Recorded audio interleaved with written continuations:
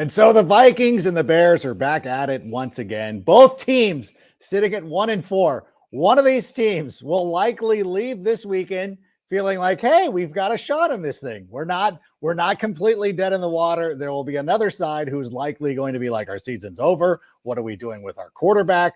How do we move forward from this? But you know what? It is going to be an exciting game, and it's even more exciting because we're going to get an opportunity to speak with Lindsey Young, and we'll do that right as Juliana starts the show. Turn up your volume.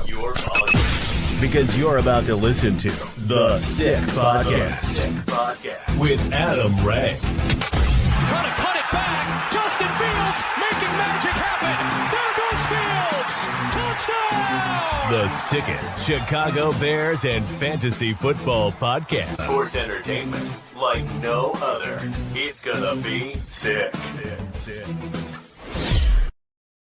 It is finally the weekend. Thanks to everybody who is joining us here today. It is time for Ranks Rivals as we look ahead to the game against the Minnesota Vikings, although I hesitate to say that this is a rival because I will let you know, there are times when I'm sitting there and I'm going through Twitter and I'm going through the timeline and everything like that, and somehow some Vikings propaganda shows up on my timeline. I get offended, and then I realize I'm like, oh, it's Lindsey. It's Lindsey Young who's tweeting it out. Then I feel good because we love having her. She's not really a rival. So from Vikings.com, let's bring her aboard right now without hesitation. Lindsey, it is so great to have you back on the show. We appreciate you being here. And again, when your name pops up on my time, I'm now happy when I see that.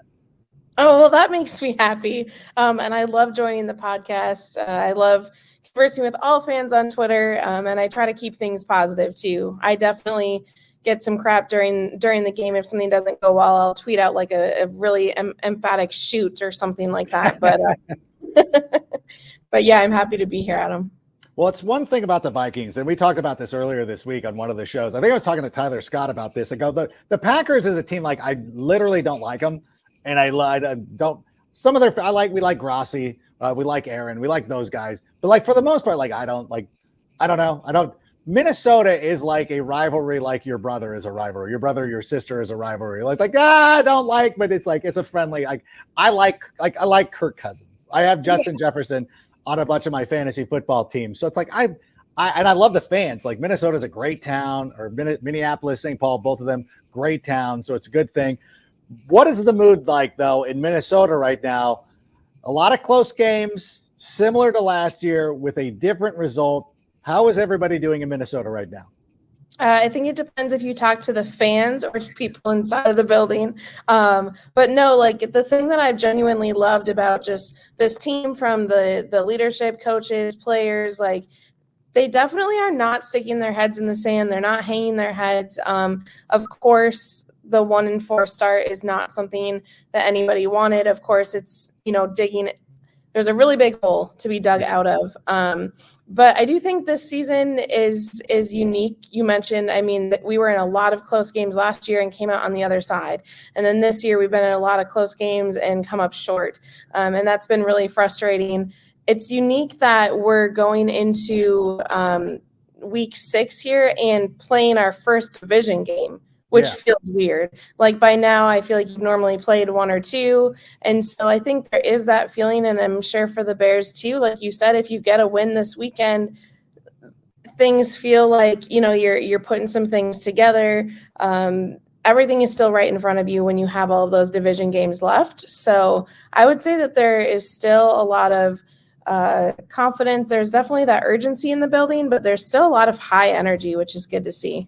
That's great. And I would not expect anything less by a team that's directed by Kevin O'Connell, a coach that we really liked when he was out here in Los Angeles with the Rams. So like it doesn't shock me that Minnesota is still thinking positively. It is a little bit weird, as you mentioned, having your first, like the Bears are already 0-2 in the division. Right. You guys have not played a division game. I kind of like that. It's kind of college football-esque of like, I kind of wish we would go a month and then start getting into the division games, like having a rivalry week and like doing a month of division games or whatever. I'll talk to the schedule makers. I'm like, how can we make this happen? Because I kind of think it's a nice little twist.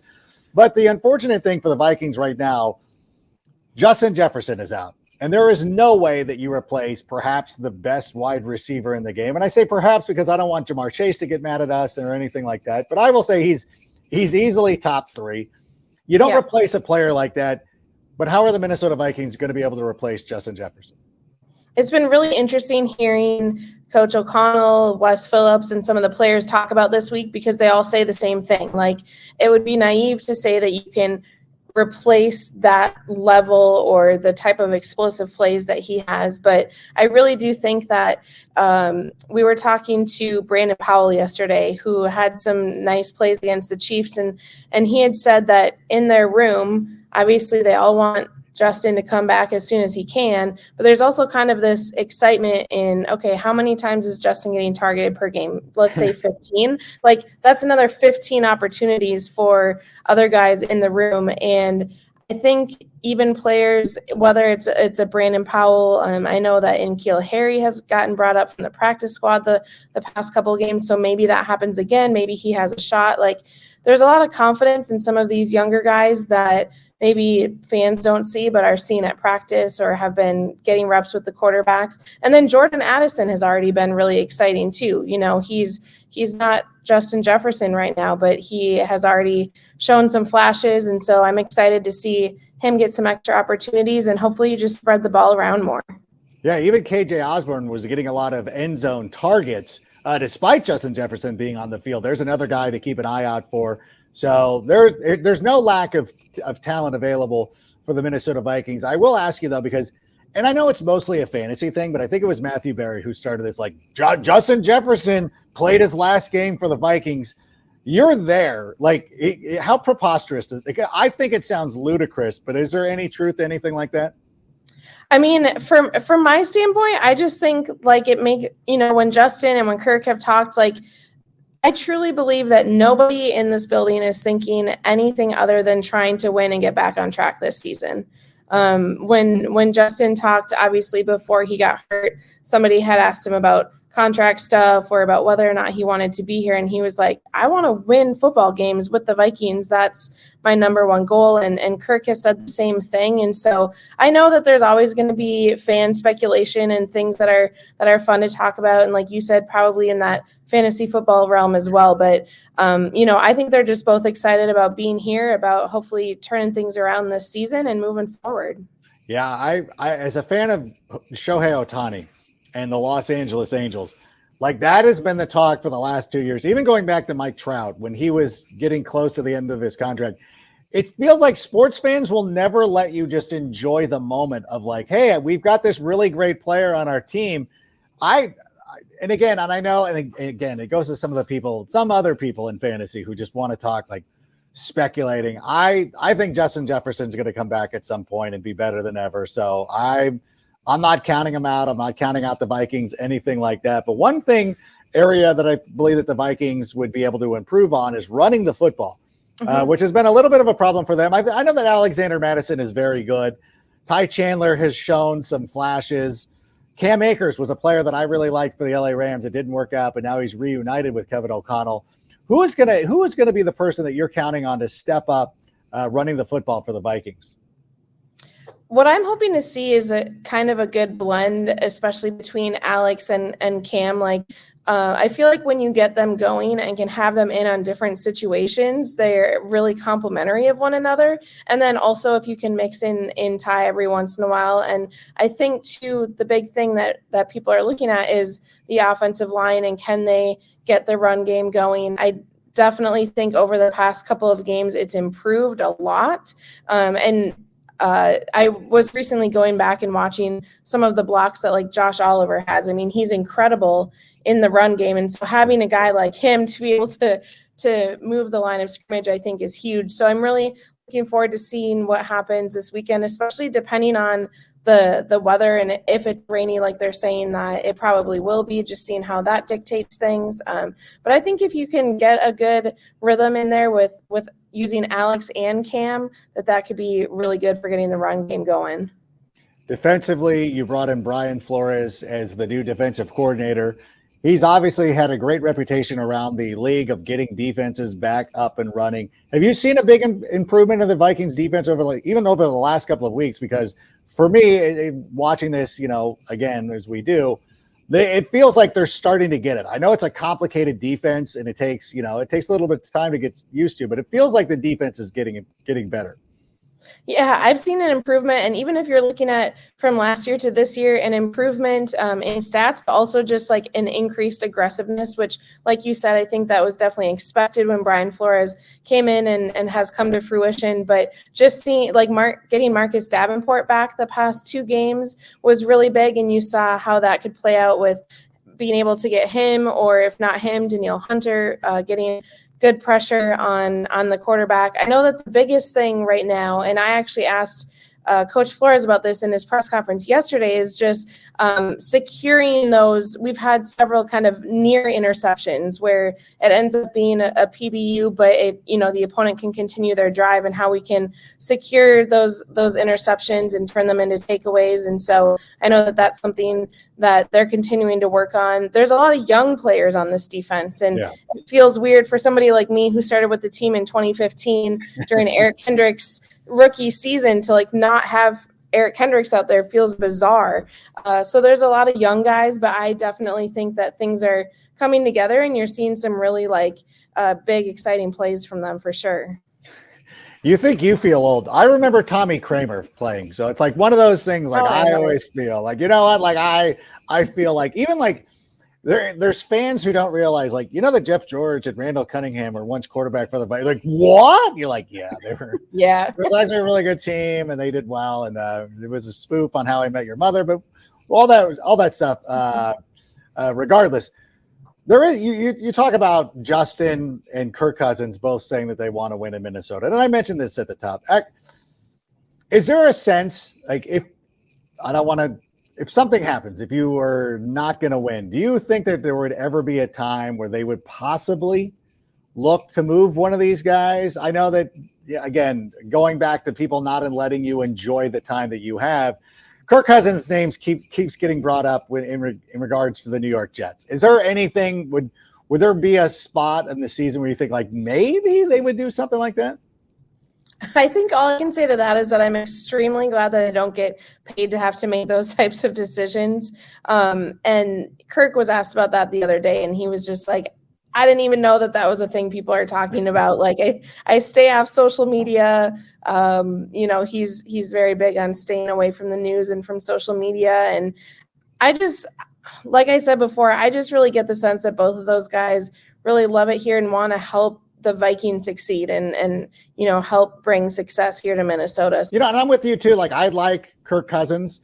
I thought it was cool. He was at the Twins playoff game and he's sitting in the one. He's not in a booth. What is that all about? Does he just sit? He can go to Target Field and just sit in the 100 section and nobody, what happens? Do people bother him? What's that like for him? So the best thing about that is that he talked about how it was kind of a last minute decision to go because him and his wife were realizing, it's starting in the afternoon, so we could bring the boys. They've got 2 young kids. And so he talked about just getting tickets there, in the regular seats and kind of wearing a quote disguise, just a baseball cap and sunglasses. But he was like, each inning, the word kind of spread. I think that Kirk was sitting in that section. But I know he gets a lot of love from Minnesota fans. And he had talked about how fun it was just to sort of be in the stand for something like that and to not be the athlete that everybody's watching, but to really support the Twins. And they ended up winning that game. And of course they're out of it now, but it was fun to see him and the family go do that for a Tuesday afternoon. Yeah, there's nothing quite like it, especially for baseball or anything like that, when there is somebody who is a prominent athlete who is there at the game. And I know Justin Herbert will show up at LA Angel games. And it's a cool thing. But again, he's in a luxury suite. But right. But it's still cool that he's there. Here we had who was it?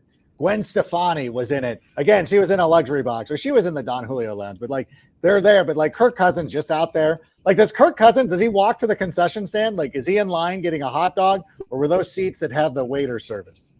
I was wondering that too, but he talked about how the boys had, ate a lot of Cracker Jacks and a lot of pretzels. And so I didn't ask him that, but that thought sort of went through my head too. But I think he just kind of enjoys being like a man of the people, with whether it's his conversion van that he's talked about or he just seems to have a lot of fun with it. And the other piece that he talked about was how much he loved just the crowd energy at that game, obviously with the Twins being in the playoffs, and he really enjoys that atmosphere. So I feel like you don't get that same atmosphere if you're in a box. So it's probably a little bit of a trade-off, but he said he had a good time.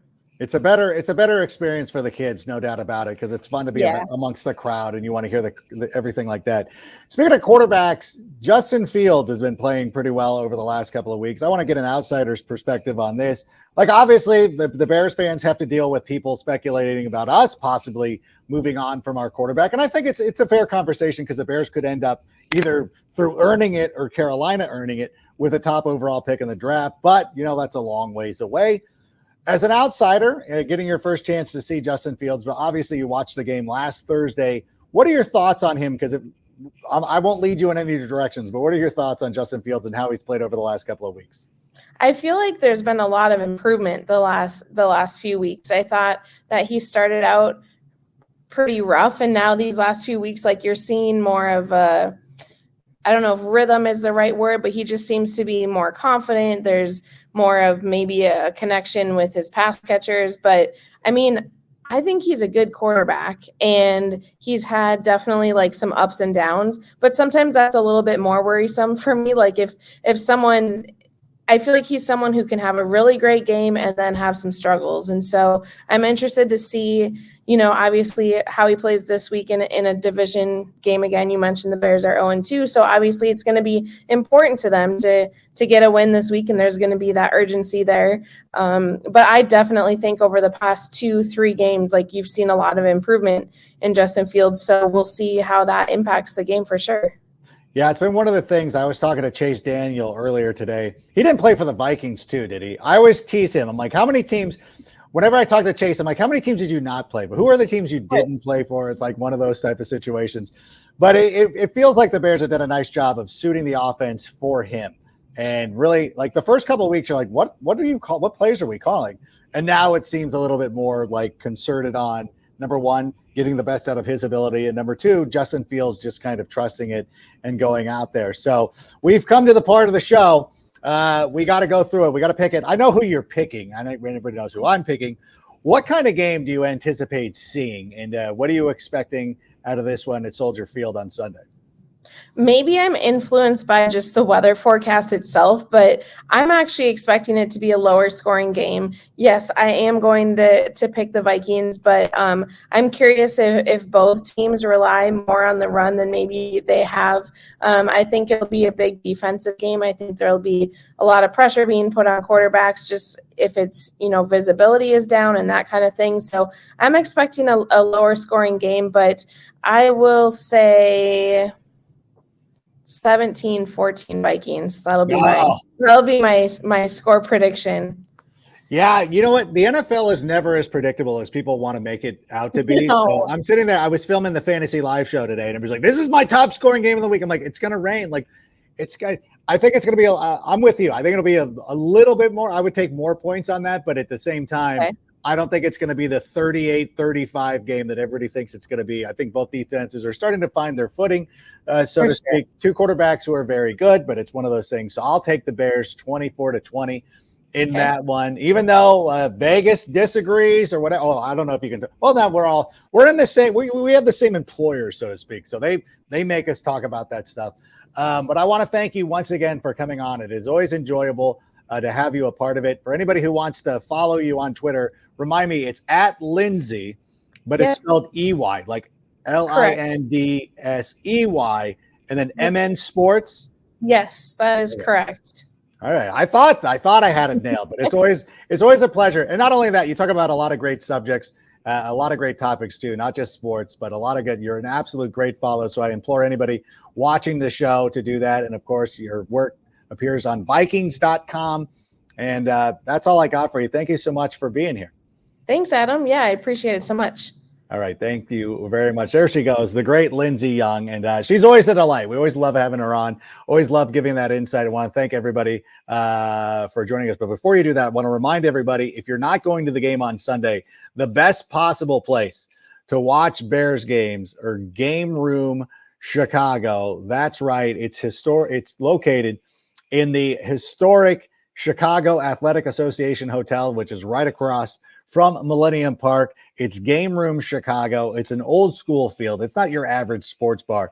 They've got all sorts of cool things. They got a Michelin-starred chef. They got beer towers. They got all this cool stuff. And as you see right here on the screen, mention the Sick Podcast at Game Room this weekend. That means you can go there for the Saturday college football games as well.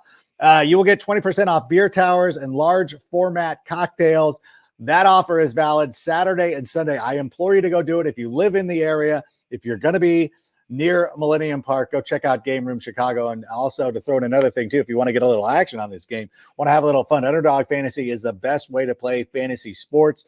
You go to underdogfantasy.com or download the app, and first-time users can use the promo code SICK, and then you will get your initial deposit matched up to $100. That's underdogfantasy.com, or better yet, go to your little app store.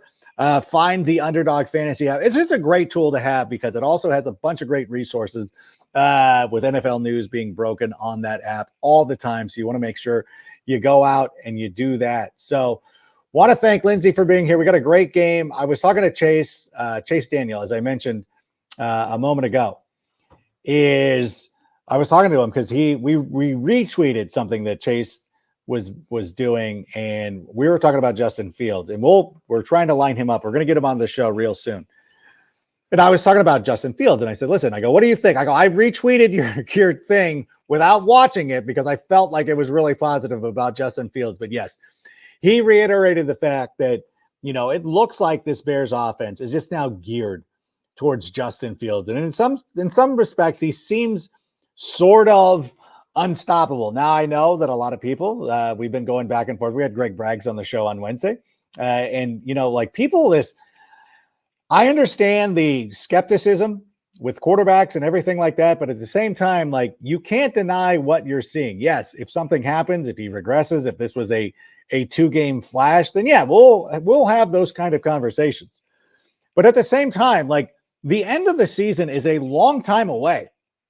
The draft is not until April. We don't have to worry about that right now. Instead, why don't we just take a moment and enjoy what's happening on the field right now? And over the last 2 weeks, the Bears offense has played very well. I anticipate them playing very well again this weekend. It might be a little bit tougher because of the weather. We remember last season, that monsoon game against the San Francisco 49ers. And yet, even in that one, there were some big plays from Justin Fields. So go out there and enjoy this and enjoy everything that's going on. But before we do that, I want to make one last little, because we got some good news, and I had it up here a moment ago on my own computer. All right, I have the injury report for the Chicago Bears. Here's some great news.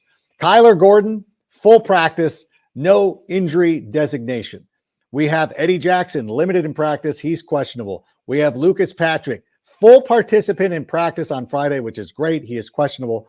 Now, Jalen Johnson, full practice, no injury designation. Cole Kmet, full practice, no injury designation. Doug Kramer, no injury designation. He was a full participant as well. The bad news, Khalil Herbert, officially out. Travis Homer, officially out. Roshan Johnson did not practice at all. He's officially out. Terrell Smith, Equinemius St. Brown, which means our guy Tyler Scott could get into the mix at some point in this game. So as far as injuries go, and listen, everybody's got injuries. Justin Jefferson is not going to be playing for the Minnesota Vikings. So we can't sit here and feel too sorry for ourselves. But a lot of great news coming up with the Chicago Bears as far as some of the guys coming back, especially in the defensive secondary. We have Kyler Gordon out there with Eddie Jackson and Jalen Johnson. We're going to be looking pretty sick. So that is great news. And we look forward to this one. And again, I'm very confident in the Chicago Bears, and it'll be a good time. So I want to thank Lindsey Young for being here. Thanks to everybody who joined us here today. Make sure you like and subscribe. Share it with somebody. Be like, hey, if you know somebody who's a Chicago Bears fan, why not share this podcast with them? Be like, hey, you like the Bears. This might be something that you enjoy. But thank you so much for being here. We will see you in a limited capacity after the game on Sunday, and then we will be back Tuesday for the Tyler Scott Show. So Have a good time. Enjoy the game. Bear down. And go ahead and play us out. And that's a wrap. Hope you don't miss us too much until next time. Follow the Sick Podcast with Adam Rank on YouTube, Instagram, Facebook, Google Play, and Apple Podcasts.